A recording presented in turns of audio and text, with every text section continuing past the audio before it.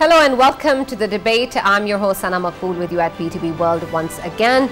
It's the end of the year 2021 and we will be taking a look at some of the important issues that are going around at the moment. Of course, there are many things that are of concern to Pakistan.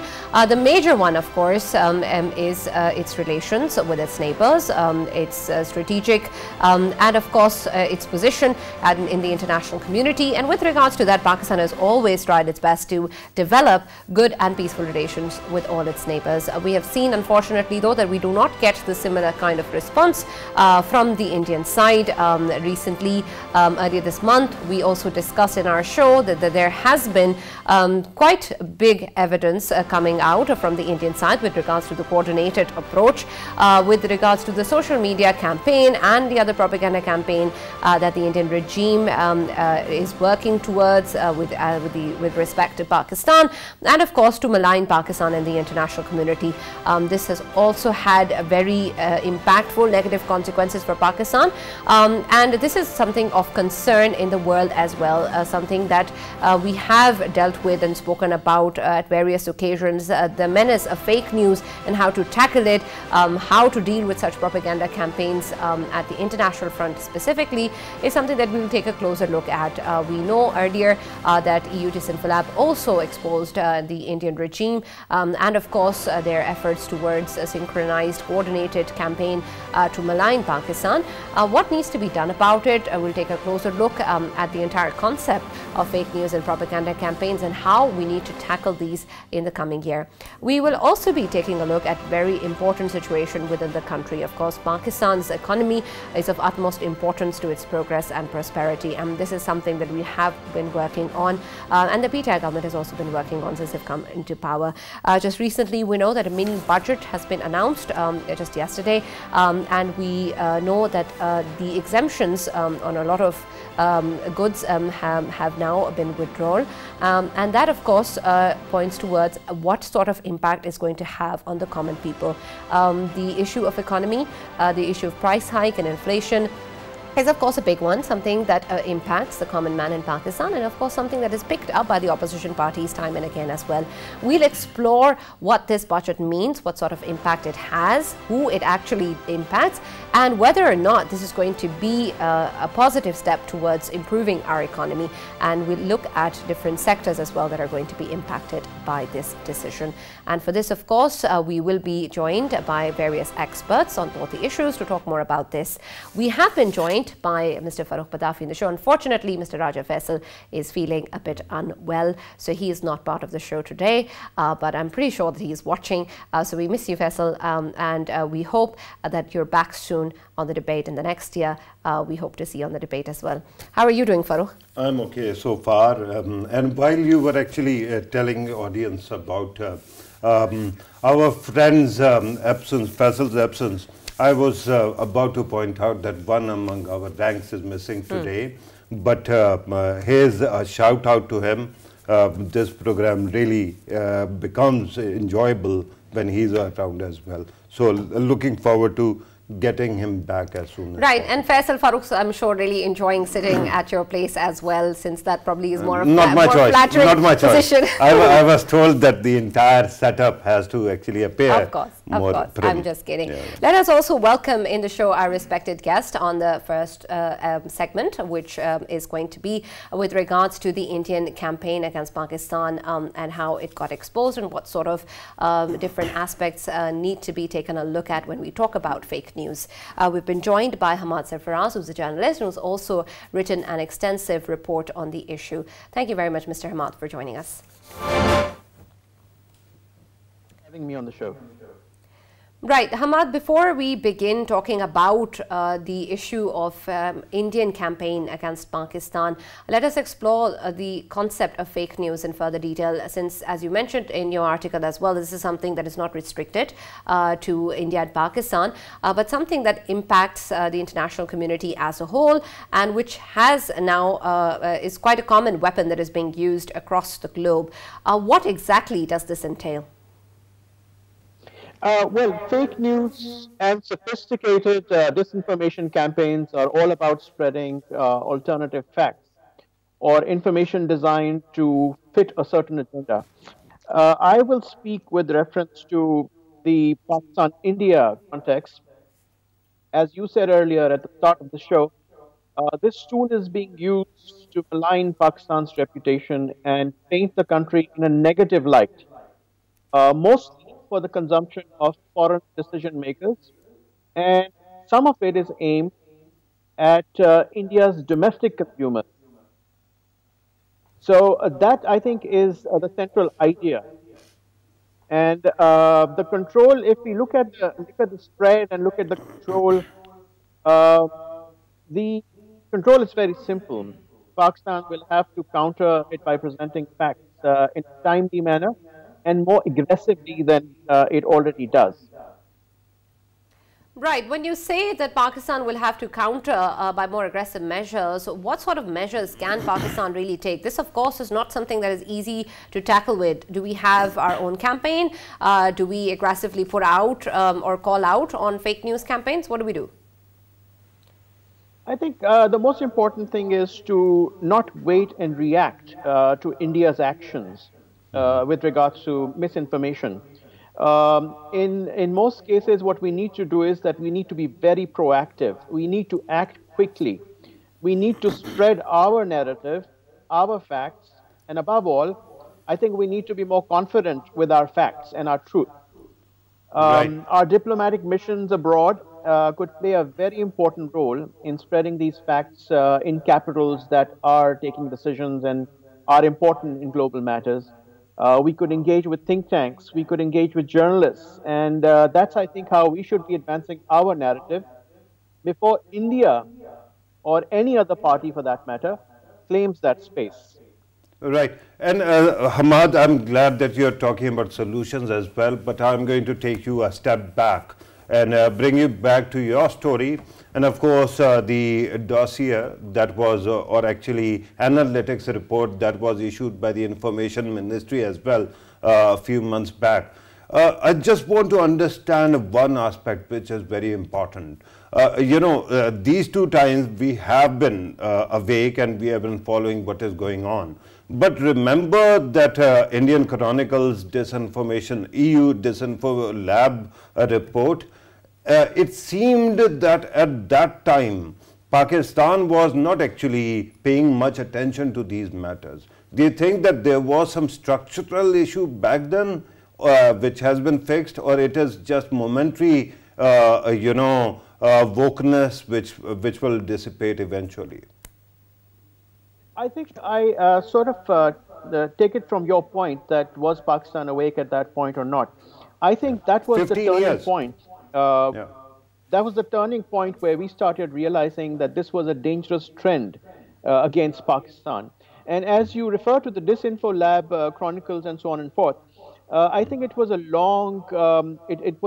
it happened over a period of several years. And it was a network of several sites and several operations happening against Pakistan. I think that expose became the turning point for Pakistan, and we started talking about it more actively than we did before that. I mean, we were always aware of the fact that India was trying to hammer the narrative or push a certain narrative against Pakistan, but I think that became the turning point in our approach towards dealing with India's misinformation campaigns against Pakistan. Right. And regarding social media, I can easily tell when which hashtag is actually trending. My problem is when it comes to websites, when it comes to Disinfo Lab kind of networks. Actually, the the network that was exposed by that report. Do we have a mechanism to actually focus on that kind of threat as well? Because India has numerical advantage over us. It is a country of 1.3 billion. And if they want to actually open fake websites, who's going to monitor them?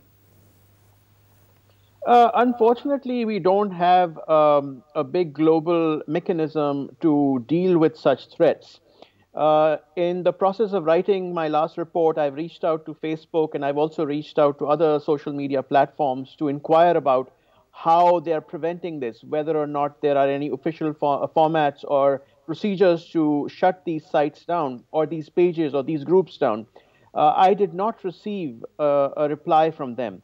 Yes, they are fact-checking groups, and they're looking into this, but I think there is no single way to deal with it at this point, I would say. With regards to what India is doing, I would like to take you back to another information that has not been in my article for some reason, is the fact that the Indian government also employs PR firms and bots online. So it's a huge operation that the Indian government has. Now, I'm not saying that necessarily these are being employed to hammer the image of Pakistan, but it is also being, these companies and these bots are employed to hammer the narrative at home as well, a narrative that works well in the Indian government's favor. So it's both a domestic and foreign operation. Unfortunately, we don't have, I would say, one platform that can handle it, because it's happening on multiple platforms. As far as noticing... just very quickly, because you're talking about this, how do other countries handle this? Well, they have plenty of fact-checking mechanisms, and plus the digital literacy is higher in countries that I believe you're referring to. But even in the case of countries that have high digital literacy, for example, the United States, disinformation was able to penetrate. And I think it's something that people are actually getting acquainted to at this point. So in the next few years, I think you will see, as we look into data and as we collect information, I'm sure, I'm positive about it, that something will come up to deal with this huge issue. A major way of dealing with this, as mentioned in your article as well, was the ability for people to be able to think critically or analyze the information that they're receiving and not just take it at face value. Of course, this is a long-term response to how we can tackle fake news. But are there efforts being made specifically in Pakistan, or is this even being considered as a way to tackle the campaign that is going on from the Indian side? I don't see a very strong campaign within Pakistan to deal with foreign misinformation. I do know that some news channels have fact-checking. I'm so sorry about that. That we have some fact-checking mechanisms in newsrooms. But then again, the flow of misinformation is such that we don't have adequate machinery to deal with foreign misinformation, I would say. All right. When we talk about the international response to India, we've seen that whether it is what's going on in Kashmir, what's going on within India with human rights violations, it's not being met with the kind of consequence that one would expect. When we see this issue being as international as we're talking about, is it being condemned or spoken about at a level that it requires?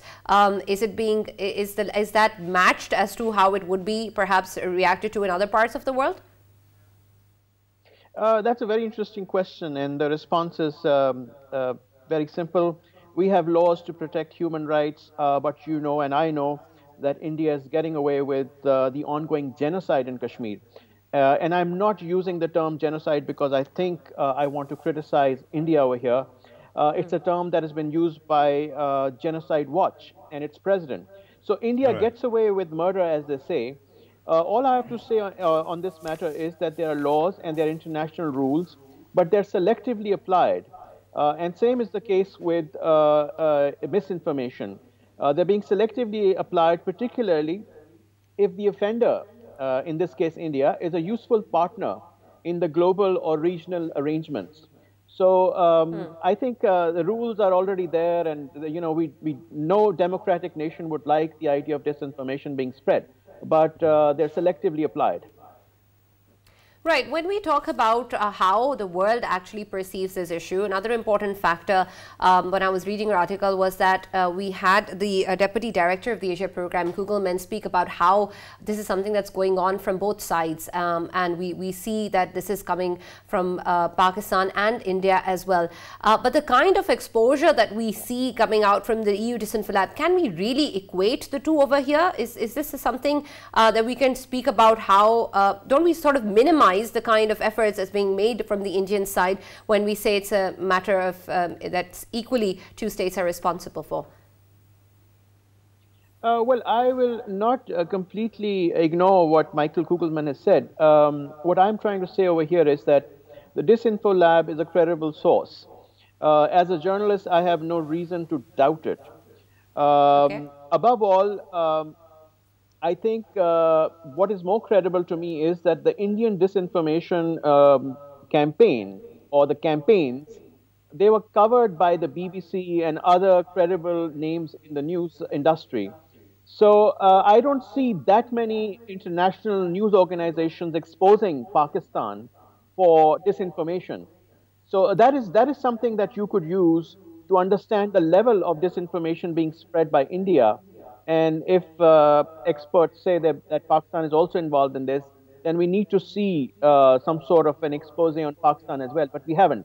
In Right, the but process of writing this report, right, and in the but process of Farrukh, earlier also in writing, our show we've discussed how the Indian media spoke about so many different YouTube channels and websites coming in from Pakistan, but there was no fake news that was emanating. Is this something that we're not looking at? Fake news is not coming from where? From Pakistan? From Pakistan. No, let me actually take you slightly away from the social media wars or disinfo wars, and let me take you to the world of hacking, right? Back in 2014, something very interesting happened. Indian hackers actually attacked a couple of Pakistani political parties' websites and then also Pakistan's banks as well. And when they left behind a message that was Mera Bharat Mahan, right? My India is great.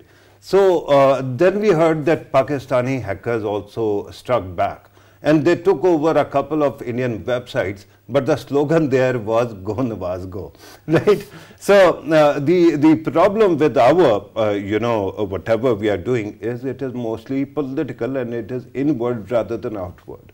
I think that India has this soft power, one, and it has been accumulating that power for past 75 years because it has been called a democracy. It is a rich democracy.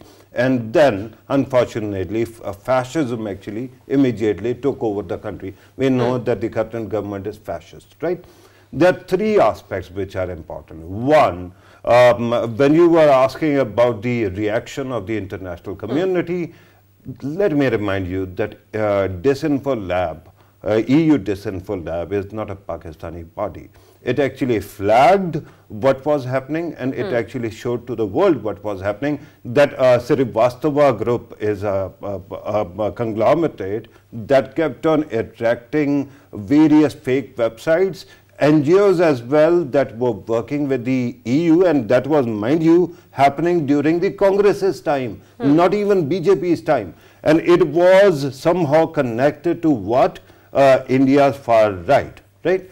And then they even revived a dead scholar and actually kept on using him as a front. And at that time, what were we doing? Were we doing something similar? I don't think so, right? India has a lot of money to waste. India has a lot of people to actually use because 1.3 billion, even if you take 0.1%, it is a big number compared to Pakistan. And then what happens is that international community reacts, but then kicks in the muscle memory of India, which actually silences them, and there is a chilling effect. I told you about a movie, a TV series called Quantico, that was actually led by an Indian actress, right? And in that story, one episode, they showed that there is a terrorist plot and Kashmiris are accused, and then they actually start sifting through and they find out that it was India's hard right which was actually doing it. And after that episode, ABC, the channel or the company that was running that show, had to apologize, and then they had to cut short a high rating channel program to few episodes, and then it died away. If India has that kind of power, what we can do at this moment is we can at least learn from their methods and start exposing them, right? From everywhere. Honestly, it is not merely India, Pakistan. I tell you, if you study what was happening in America, they keep on blaming Russia for whatever is going on. But if you look at the propaganda's nitty-gritty or detail, you'll realize that it reminds you of propaganda that was going on in Pakistan. And Russia at that time didn't have any interest in Pakistan. It was primarily India that wanted Pakistan to be confused, and then it kept on, presenting itself as the good boys and started getting all the benefits. So there might be this problem that takes you back to India all the time, may it be EU, may it be America, may it be this region.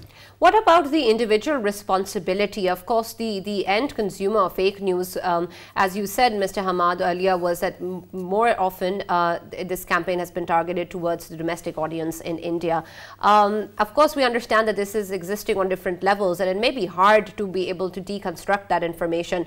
But what sort of capability or capacity does an individual have, and the kind of responsibility for them to be able to view information that they receive in a manner which is objective and critical?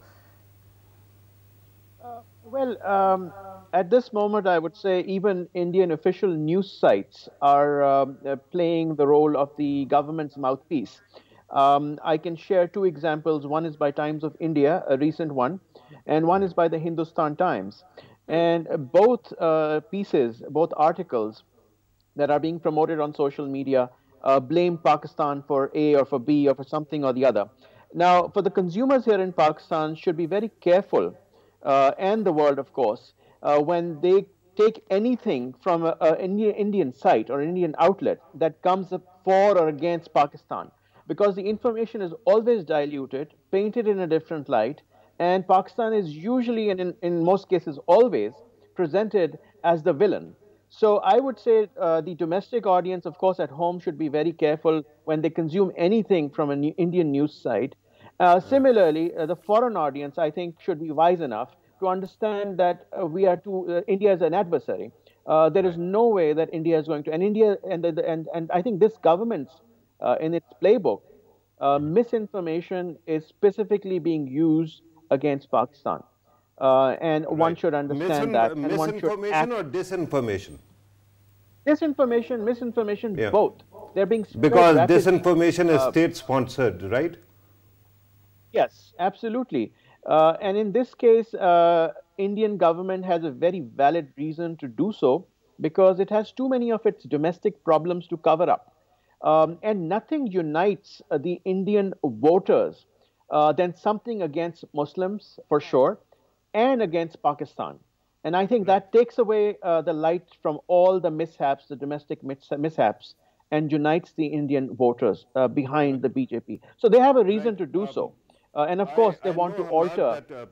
Sana has to actually move to the next topic as well. But I have one question for you, and that is very important. And it is a two-parter, unfortunately. One is regarding your methodology. I want to know how did you collect all that data? And the second aspect is about a scandal that we saw a few years ago regarding another newspaper, which actually came up with a very interesting report, or so-called Dawn Leaks.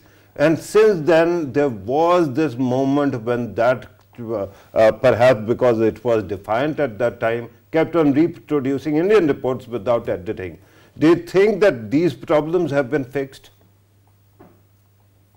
Well, to answer your first question, I think it took me a while to collect all the trends, map everything that was being shared through Indian accounts or Indian handles. And based on that, I was able to construct this report. Also, there were several background interviews that were conducted before this report was written. So that is, in short, how this report. And the second question, I'm sorry, I could not hear you. It was breaking, the voice. Right. You can pass on that. It's okay. We're actually a bit short on time. Thank you very much, Mr. Hamad Sarfaraz, for joining us on the debate. We also would like to welcome our next guest for the second segment, who is the Executive Director at Prime Institute, Mr. Ali Salman. He has joined us on telephone. Thank you very much for joining us in the debate. Before I move on to the next segment, though, Farrukh, I also want to ask you, since you read a lot, what are your pro tips of trying to figure out if this news is fake or not? Right. First of all, usually any report or any story that claims to have no sources that are revealing certain information, but doesn't reveal the source, that should actually give you some moment to pause, right? Then, of course, it comes to the outlandish landscape of a story. Usually when you listen to a report or when you read a report, you come across some kind of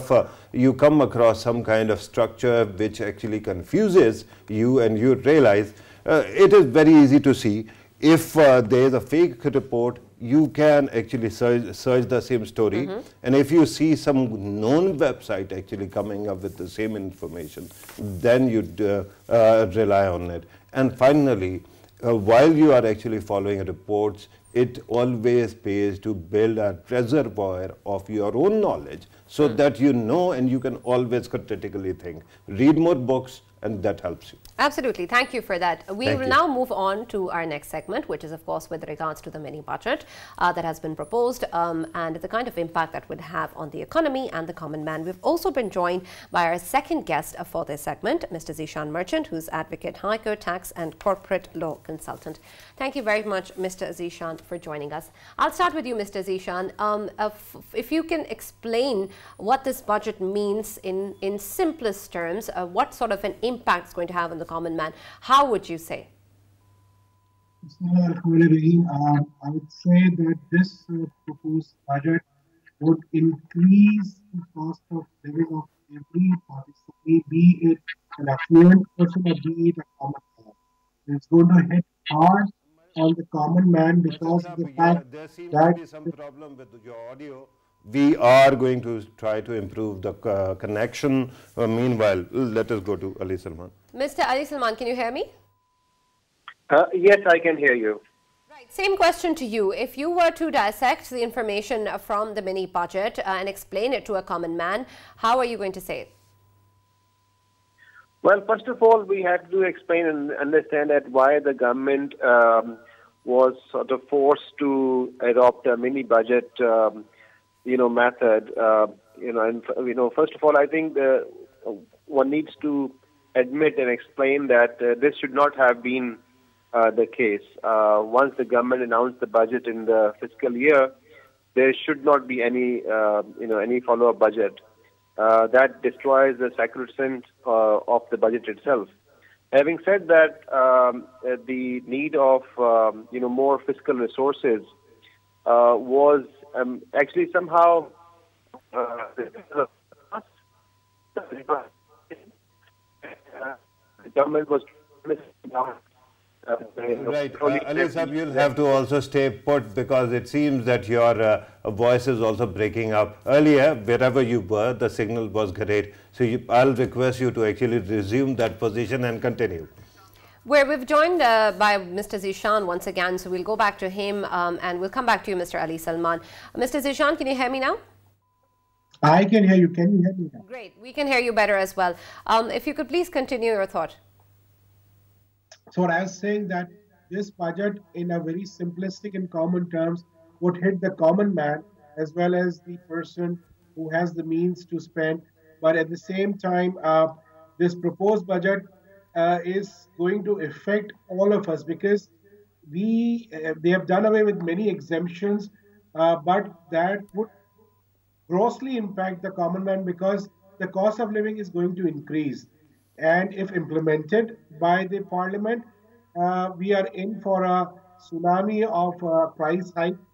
We are in for a trouble next 3-4 months because as a common perspective, if you take that people need a little bit of a thing to increase the prices, and they have a lot.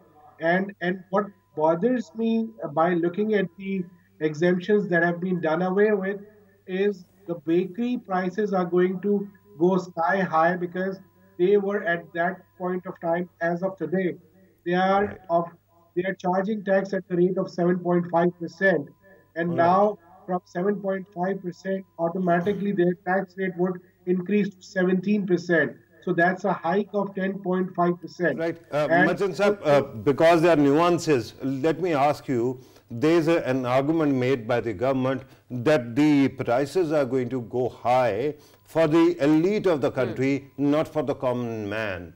And we have seen that they have actually told us about cars below 800cc or at 800cc. Similarly, the food items and other exemptions. Do you think that there is some grain of truth there or not? Mr. Pitafi, let me just give you an idea. Because the taxation system in Pakistan is a regressive system. So it does not differentiate between the poor and not so poor person. Whosoever consumes any product is going to be hit hard by it. Unfortunately, over last 70 years, the reliance is on the indirect taxation system because we do not have many taxpayers in the country. Though indirectly every one of us pay tax, but directly there are only odd 3 million people who pay taxes. And out of those 3 million people, more than 1.4 million are the salaried taxpayers. So what are we talking of at this point of time? I mean, this impact, I'm sorry to say this, I mean, just take an example of a bakery. I'm just the example that I was saying. It's going to hit every one of us. I may bear it, you may bear it, but not everyone could bear it. The hike of 10.5% is directly going to hit a common man because the concern at this moment was that when we were looking at the mobile phones, I saw that the taxes had been increased above 20,000, 30,000 phone sets, but not below. And a common man on the street usually uses a mobile set below that. But we have to go to Ali. We also earlier, as Mr. Ali was talking about, we're discussing the fact that perhaps a mini budget shouldn't have to come out after a budget. But Mr. Ali, could you say that this is adding some value, is an improvement, or is giving a positive impact to the economy? Mr. Ali, can you hear me? Right. We seem to have lost contact with him. We'll try and establish our contact once again with Mr. Ali. But Mr. Zishan, same question to you. When we see that this budget, of course, as you were saying, will result in price hike and inflation, but do you think that this was a necessary step for the economy? The word necessary is a different. I mean, I would not agree with that because of the fact that our month-to-month tax target we were exceeding by a good 17 to 20%. And the last month's tax target we achieved by more than 30%. We went over 30% high. So I don't know what was the need because of the fact that the target of 5.8 trillion, we were going to safely achieve that target. But the IMF insisted that we should increase the tax target, and they had increased this by 300 billion. So if we were to take this example that we were going on a month-to-month basis, we were going at least 20% on a higher basis, we could have easily not only achieved 5.8, but we could have touched at 6.1 or between 6.1 and 6.2 trillion. So there wasn't much need. Yes, I agree that what was saying. When we come back to you, I want actually more focused discussion about the architecture of this kind of changes. Particularly, you brought up SROs. There must be multiple SROs that have been addressed. And because it is your forte, I'm going to actually request you, with your permission, Sana, let us go to Ali Saab. Sir, regarding what you were saying, one understands that you're talking about the need for a mini budget, and this is the government which is calling it a mini budget. Usually the government, previous governments used to avoid it, but it might be perhaps honest. Don't you think that it was necessary for macroeconomic stabilization? Well, because government was not taking the hard decisions, it became kind of the only choice for government to bring this mini budget. And when I said the other choices, I have three things in mind. There have been various reports which mention that the tax expenditure is very high. The tax exemptions cost Pakistan about 500 billion rupees a year. The SOEs, the state-owned enterprises, cost over 1 trillion rupees.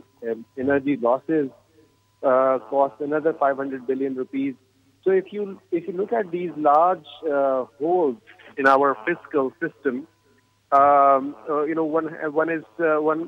very clear that these hard decisions have been avoided despite some reforms in policies, but these have been largely ignored. And this is despite the fact that this was also something which government committed to IMF, but regardless, it was needed for Pakistan's own health. The government was left no choice but to impose these indirect measures, which my colleague Zishan was rightly mentioning are regressive in nature. So I think at this point in time, I don't see any other choice but unfortunately, taking these unpopular measures, which is going to cause an increase in inflation also. Right. You just brought up SOEs, and I understand that it is a discussion that we have been having for past 20 years. Can you identify a couple of big elephants in that context, and should we finally give up on the idea of divestment eventually? Well, I mean, one of the biggest elephant in the room is actually Pakistan Steel Mill. Now, we have been hearing that government has issued expression of interest for privatization, and at the same time, we also hear contradictory signals from the government that, okay, they're going to fix the governance again. In just about last 15 years since this was last brought up, privatization of Pakistan Steel Mill, we have injected about $2 billion, which should have been enough to actually start two new steel mills in Pakistan. But we wasted good money after bad, and now we are still suffering, and had to impose these unnecessary taxes because we have failed. Not just this government, but also the past governments have failed to bring this reform. Pakistan International Airlines, Pakistan Railways, and there are scores of other enterprises which one can think of while thinking about inefficiencies in these expenditures. Right. Mr. Zishan, when we talk about the different sectors that are, of course, going to be impacted by this mini budget, which sectors do you think are going to be impacted the most? And what sort of an impact would they have?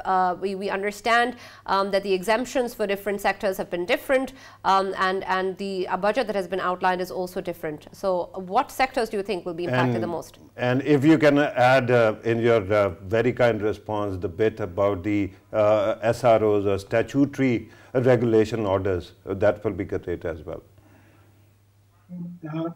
They have channelized these exemptions, and if you start by looking at it, they have on imported meat, on imported animals, on imported eggs, and all that. They have done away the exemptions. So all those salmons that we eat of Norwegian region and all that, they're going to get expensive now. So that will impact not the poor person, but the high-end class and all that.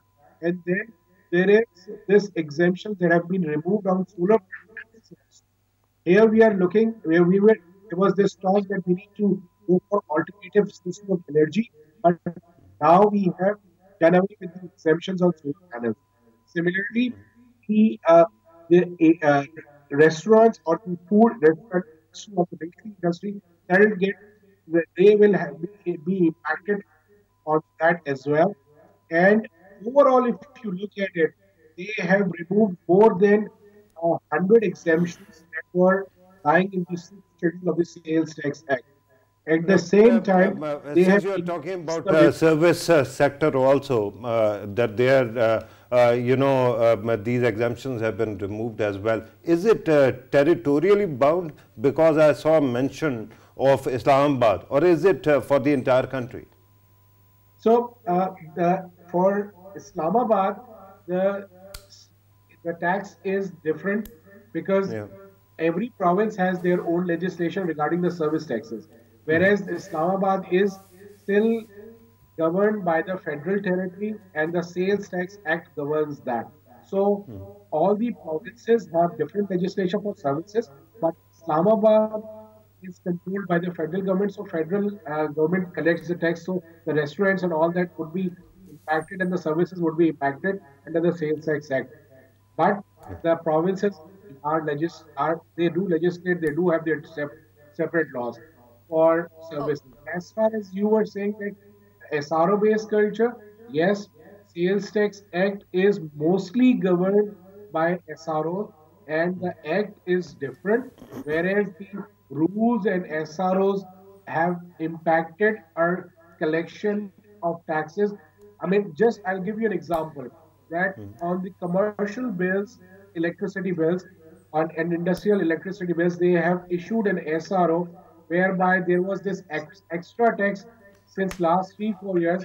Their rate of extra tax was 5%, and Right. by issuing an SRO, they have Machin increased. sir, I was not asking about what SRO is. My question was which SROs are going to be impacted, because I understand that they are going to be, this is a matter of removal of 150 or so exemptions. So there must be countless SROs, right? I understand that SROs basically are distortions in the economy. So is it not good that they have been removed? So these exemptions were part of sixth schedule of Sales Tax Act, which have been primarily removed. right. Let's also talk about what Mr. Ali earlier spoke about with reference to how the government seems to have no choice.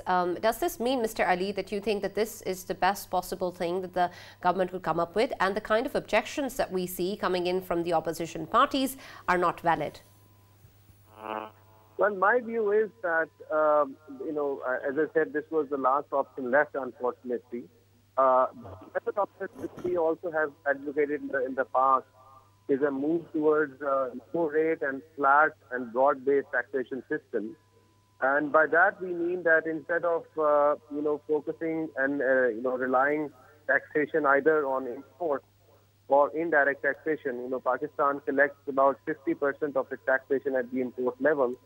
We should have broadened the tax net by lowering the rate, and that, in our estimate, can actually transform the tax structure and can also help increase the revenue. It can go up to 8 trillion rupees in the next 3 to 4 years. We have submitted the details to the government earlier, but that needs, deep-oriented structural reforms in how the taxation system is structured, not just tinkering. But on the same side, I would also like to mention that that part of our proposal is certainly removal of all kind of exemptions. And but when we say that we have to withdraw these exemptions, and as Farrukh Pitafi Sahab was saying about the distortions, then our focus is the exemptions which is offered in terms of income tax. There are some items like food items, medicine, education.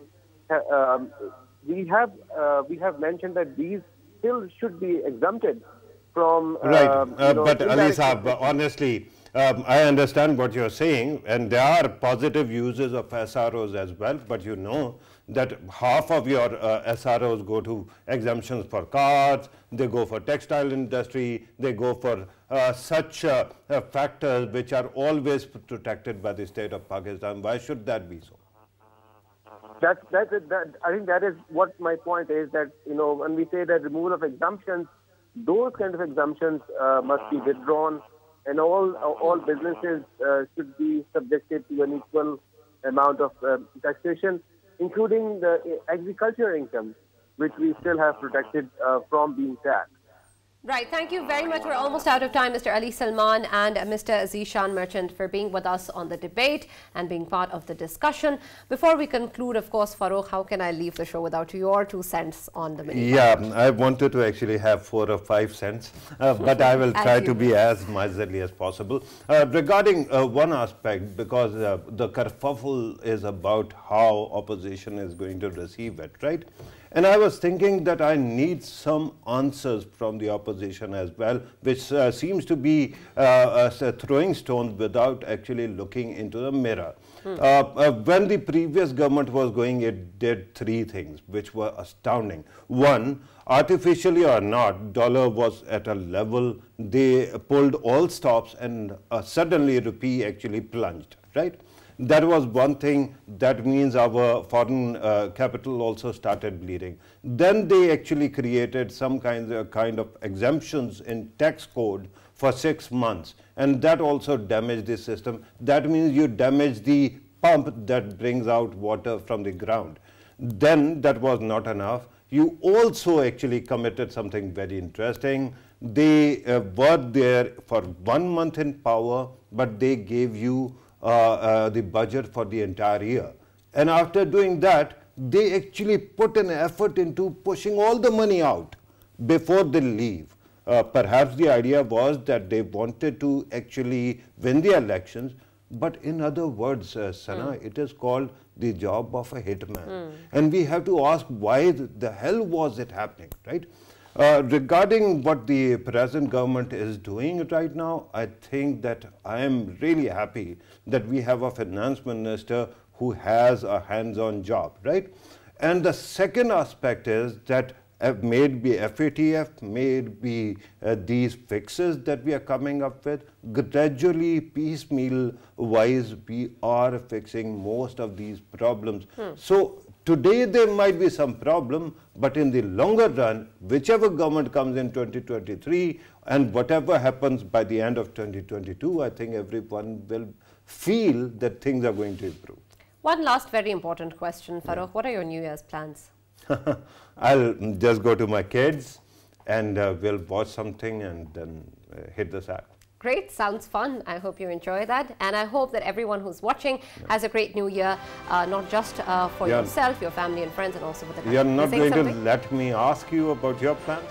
My plans are going to be with my friends. I'll usher in the new year with lots of love and lots of friends. That's right, the plan. And because the third participant of this program is not here, so let us also say, Faisal, may you have good time also. Absolutely. A very happy new year to Faisal and of course everyone who's watching, and we hope that this year brings in lots of joy, lots of happiness, lots of health for people around the world, and peace and prosperity for Pakistan, its neighbors and world over. Be mindful of whatever you consume, be careful of what you give out in the public, and be sure that it is very important for all of us to be kind. That is my 2 cents at the end of the show. Thank you very much for watching the debate.